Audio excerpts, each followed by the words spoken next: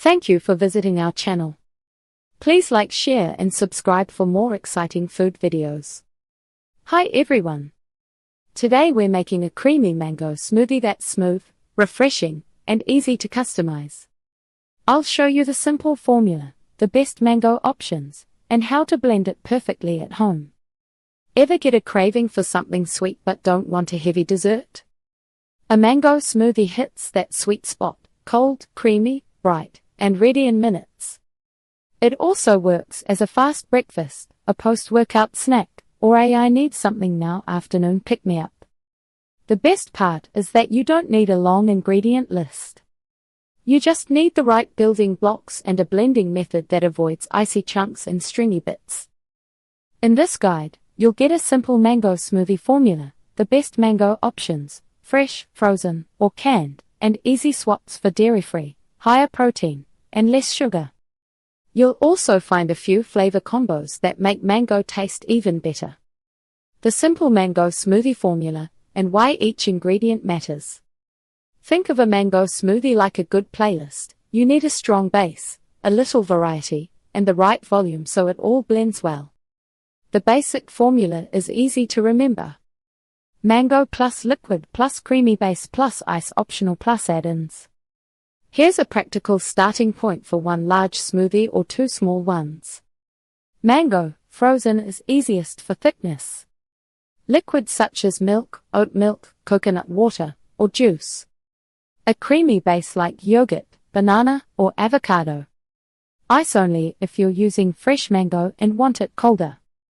Add-ins such as protein, fiber, or extra flavor. Why it works. Mango brings sweetness and body.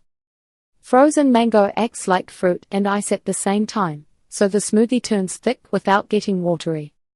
Liquid controls how fast the blender moves and how drinkable it is. Start with less. You can always add a splash more.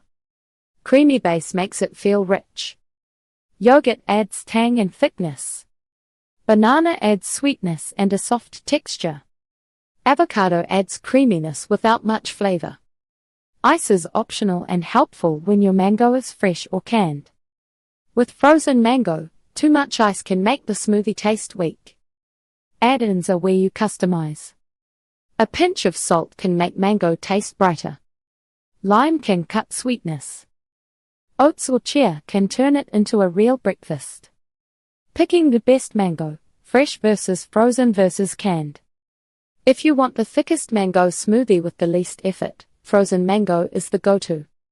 It blends into a frosty, spoonable texture and stays cold longer. It also keeps your smoothie consistent year-round.